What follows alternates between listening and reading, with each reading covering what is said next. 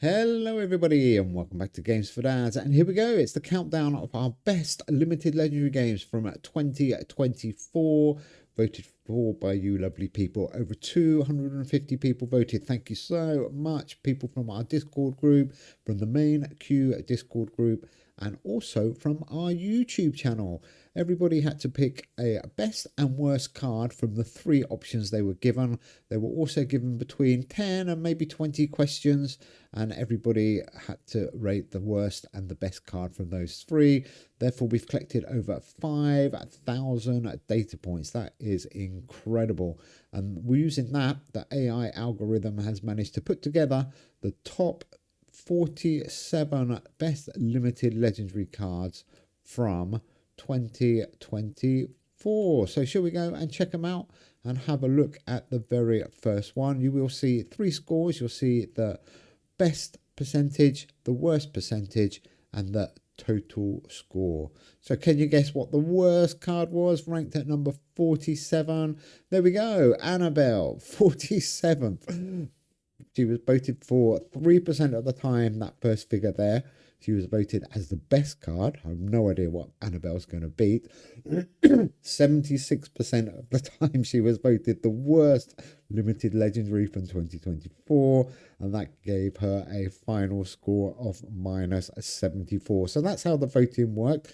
Like I said, over 5,000 different data points, over 250 people. So it's not my list, it's your guys' list. So the next card, probably no surprise, this is a terrible card. In 46, stop motion, best time or best 5%, worst 70%, gave it a score of -64. To be honest, I probably think that's worse than Annabelle, to be honest. But there you go, came at 46 out of 47.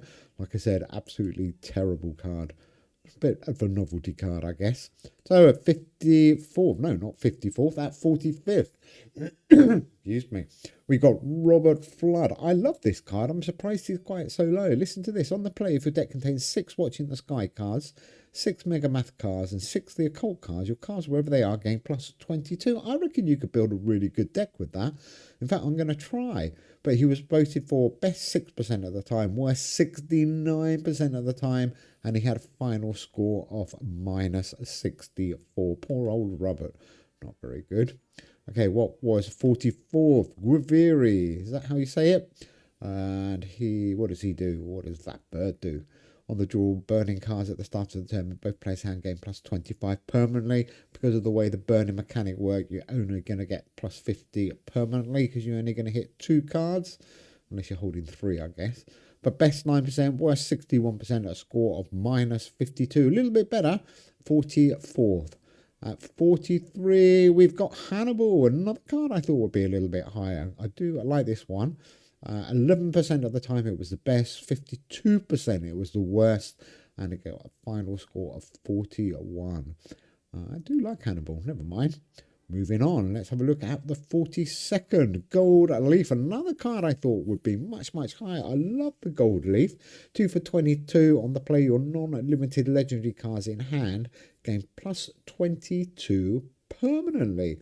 I mean, come on, that is a great card. Definitely doesn't deserve to be in the 42nd place.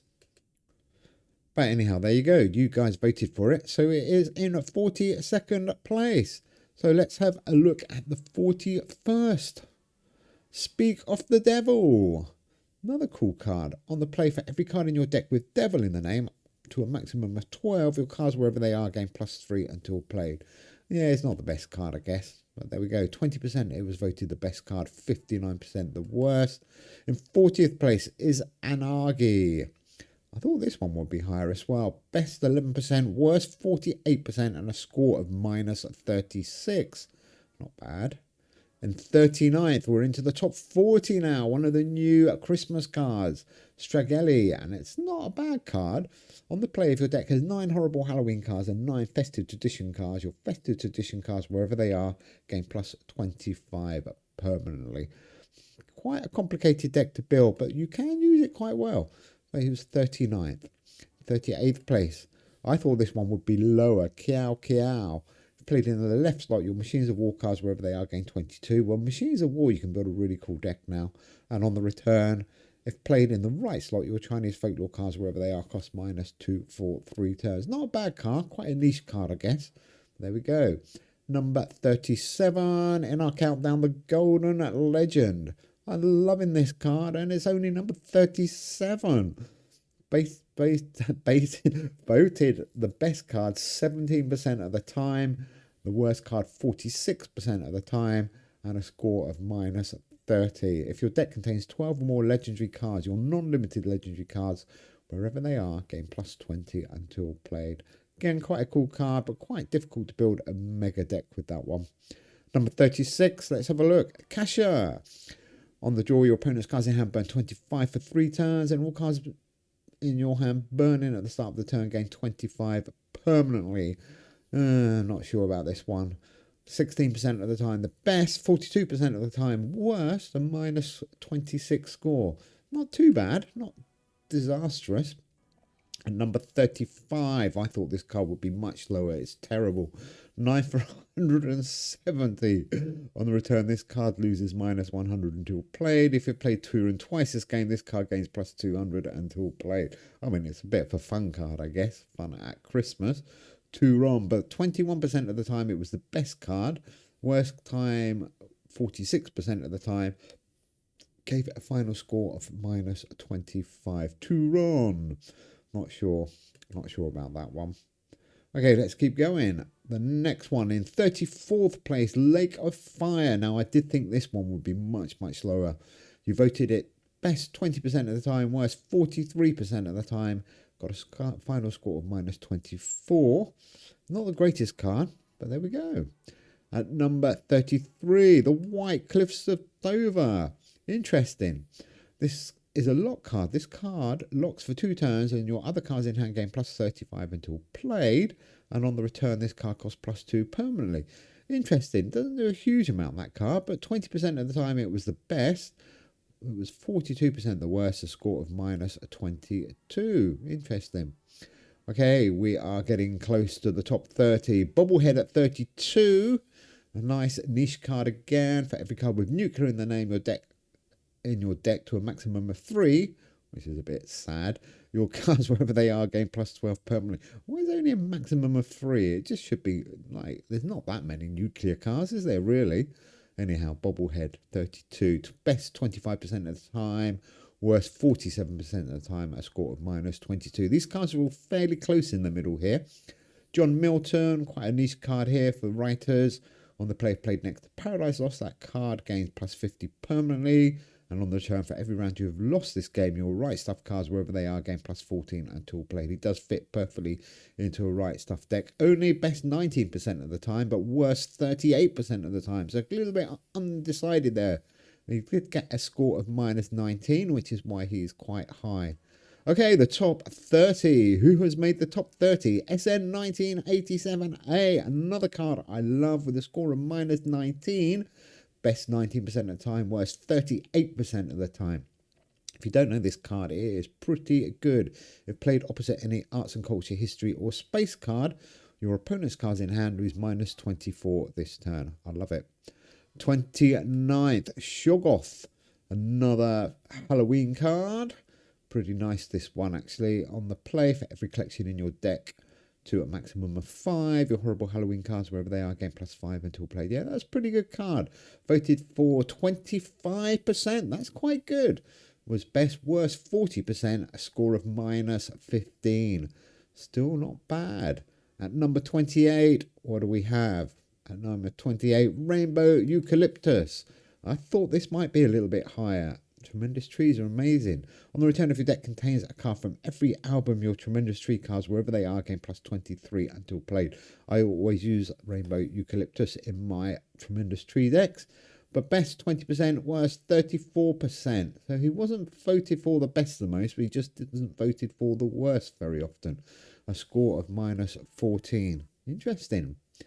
What have we got at number 27? Oni. Now, I did think this would be much, much lower. Again, it's a bit of a niche card. I know people love Japanese folklore, which is probably why it did quite well. Best 26% of the time.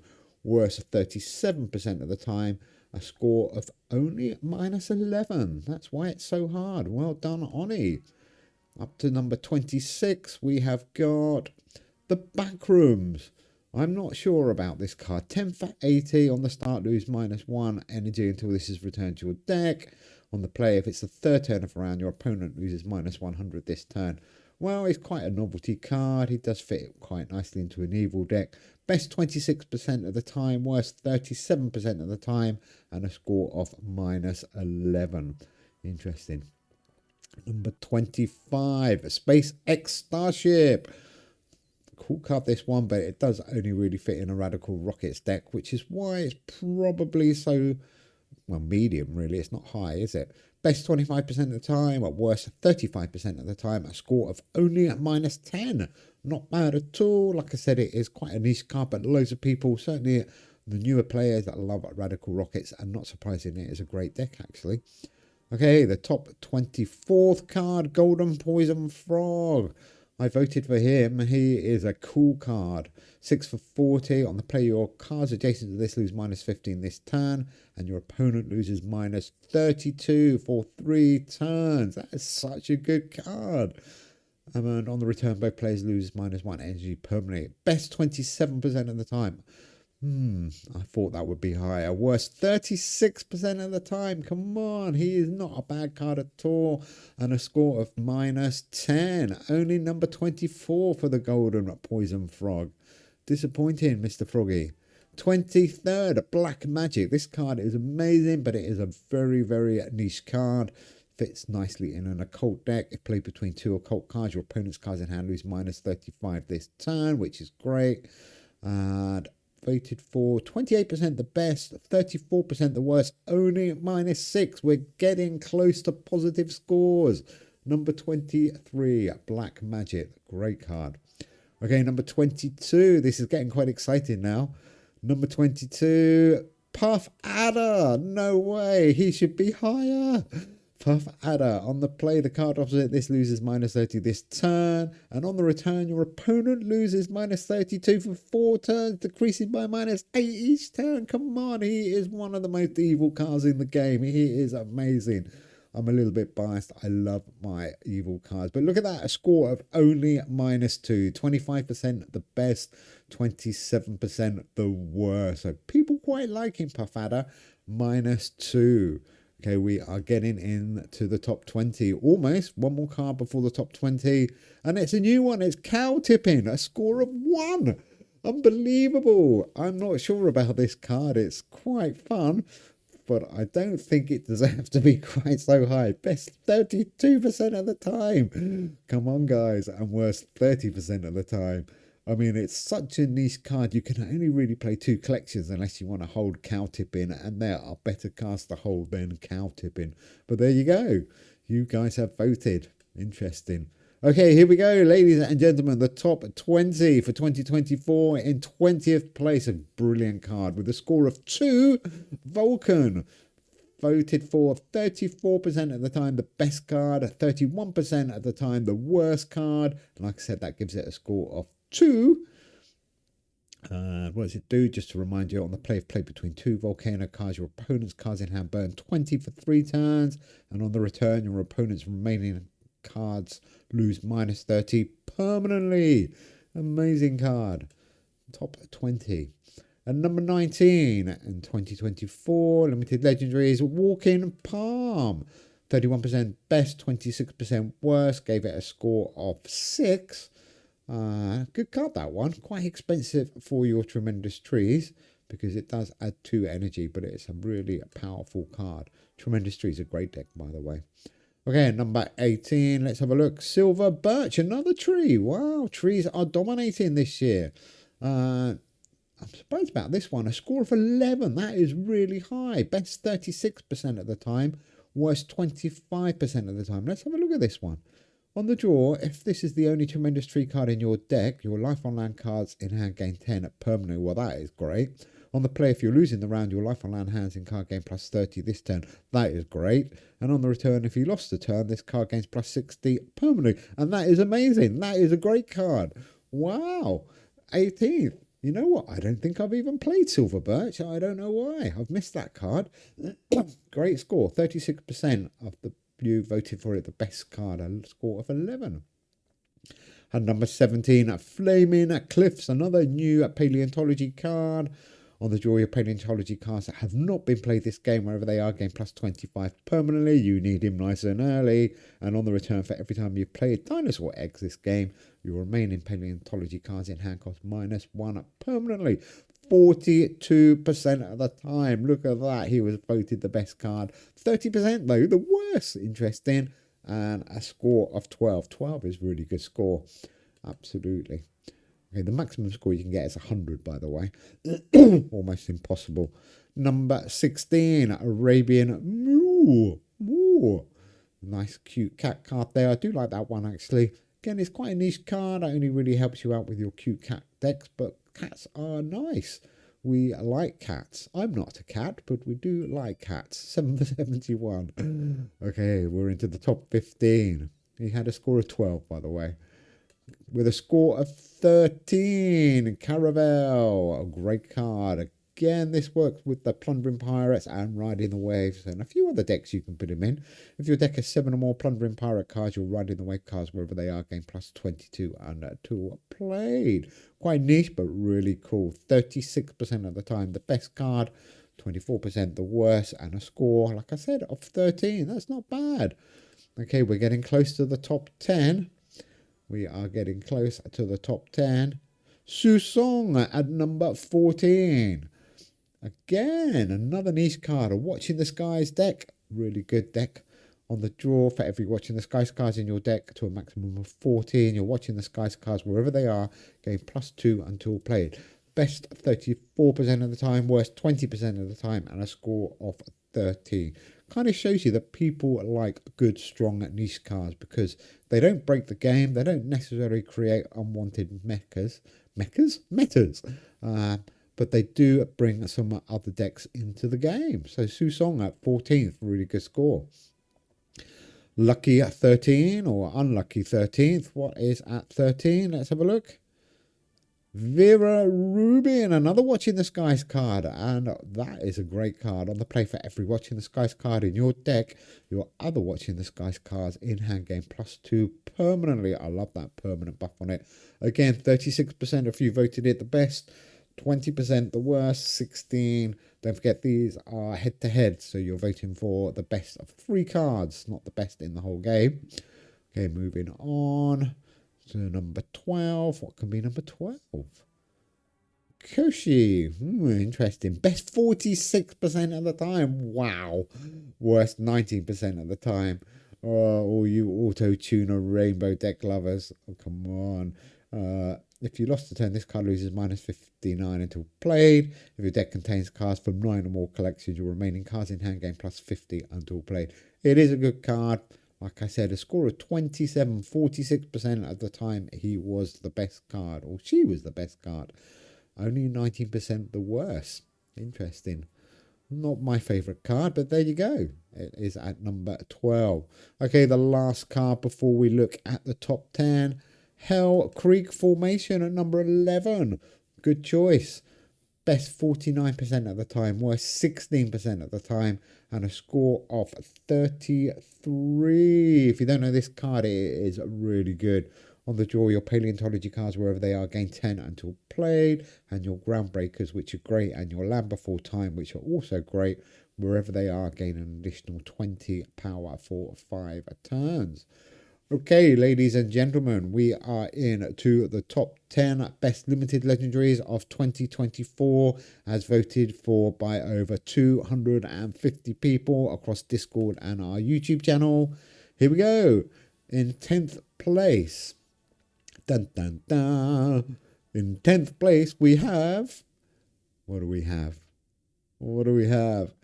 Cogito Ergo Sum, voted for 49% the best, 11% the worst, and a massive score of 38.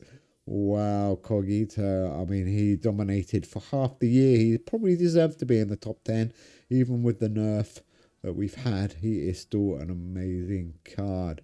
Okay, at number 9, what have we got in number 9 position? Ivor the Boneless. best 56%, only number 9. I can't believe it. Worst 16% of the time. A whopping score of 41. I love Ivor the boneless so much, guys. Why is he only at number 9? I would probably put him in my top 5. Oh, if on the play, if played next to any cult card, your opponent's cards in hand is minus 44 for 2 turns. That is such an amazing card. And the good thing is you can fit him in pretty much any deck, really. Ivor the boneless, number 9, with a score of 41. Okay, what is number 8? This is a bit weird. What can be number 8 in our top 10? Number 8 is Grawlix. Wow, well played, Grawlix. Impressive. 55% of the time, the best card. 8%, only 8% of the time he was the worst card, and a whopping score of 47. Wow, I do like Grawlix. On the play, if you're losing the round, your cards in hand gain plus 40 this turn. On the return, if you lost the turn, all remaining cards in both players' hand lose minus 40 this turn. A little bit of luck with that card, but he is a great card. I do like Grawlix. Don't use him enough, to be honest. But there we go, at number 8 in our best limited legendary cards of 2024. And these are cards that were released in 2024, so not cards of 2024, I should point out. In 7th position, Calucci. Wow, wow, wow. Nice. Best 61% of the time. Worst only 11% of the time. And a score of 50. That is a massive score. On the player, your opponent's cards in hand lose minus 7 permanently. And this card gains plus 35 permanently. If it matches the arena, repeat. I mean, it's nice to see a blue card in the top 10. He is a good card. I guess everybody loves him because you can just chuck him in any old rainbow deck without thinking too much. But there you go. You guys voted 61% of the time he was the best card. Okay, number 6. What is 6 before we get to the top 5? Blimey, what could be better than some of these cards? So at number 6, dun, dun, dun, dun, the goose that laid the golden egg. Another brainless card that you can just put in any old deck. Dear oh dear. Give us more niche cards. Oh dear. I hate this card so much. 11 for 87 on the draw. Your cards in hand gain plus 20 until this is returned to your deck. On the play, if it's before round 5, this card gains plus 100 this turn. I mean, it is a great card, but it's just nonsensical, really. Anyhow, 68% of the time he was voted for as the best card, 9% only the worst, and a score of 58. Like I said, I wouldn't even have him in my top 10. I mean, he is a brilliant card, but I don't like it. Anyhow, well done, guys, for voting him to number 6. So here we go, the top 5 best limited legendaries of 2024. Whoops. Fireship, another new brainless card you could just throw in any old deck. Oh, best 74% of the time. Come on, guys, be more creative. Worst 8% of the time, and a score of 65. On the play, if it's on or after round 3, this card gains 240 this turn. Mental. And on the return, if you lost the turn, you're riding the wave cards wherever they are, lose minus 20 permanently. I mean, yeah, people thought you had to play him in a Riding the Waves deck. You can, but you can just put him in any old rainbow deck, and Fireship does a great job. Score of 65. That is massive. 8% of the time, he was voted for the worst card. Interesting. So he makes our top 5. At number 4, P.T. Barnum. This is another amazing card. I do like P.T. Barnum. And what does he do? If you don't know P.T., if you have not played P.T. Barnum this game, your opponent's cards in hand lose minus 20 permanently. On the play, for every time you have played P.T. Barnum this game, this card gains plus 40 permanently, and all other cards in both players' hand lose minus 12 at this turn. He is good.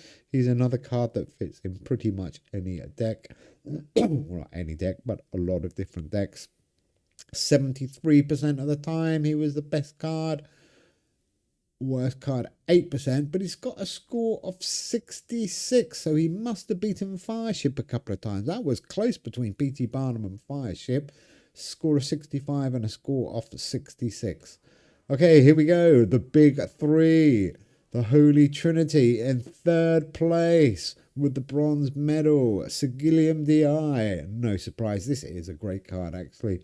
On the play, or legendary cards that have been played at least once this game, wherever they are, gain 18 until played.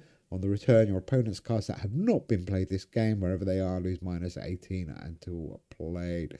77% of the time he was voted the best, 10% the worst, and a score of 67. Look how close that is. Fireship 65, P.T. Barnum 66, Sigillium Di 67. Really close voting. Really close voting. Wow. Okay, let's move on to number 2. Wow, and look at that score. 78, miles ahead of everybody else. 86% of the time, the best card. 9% of the time, the worst card. Score of 78. In second place, Funeral Bell. On the draw, your other cards in hand lose minus 10 until played. On the play, your opponent's cards in hand lose minus 40 this turn. And on the return, 4 random cards in your opponent's deck lose minus 10 permanently. Funeral Bell takes second place and the silver medal with a score of 78. Okay, here we go. What could be number 1? I have absolutely no idea. What is number 1? The Golden Lion Tamarin with a score of 86. 86. 91%. He was the best. 91%. Wow. In our mythical rated one, I remember, I think Planet X got 96%. So a little bit of doubt. 5% of the people voted other cards better than Golden Lion Tamarin, but still a massive score of 86.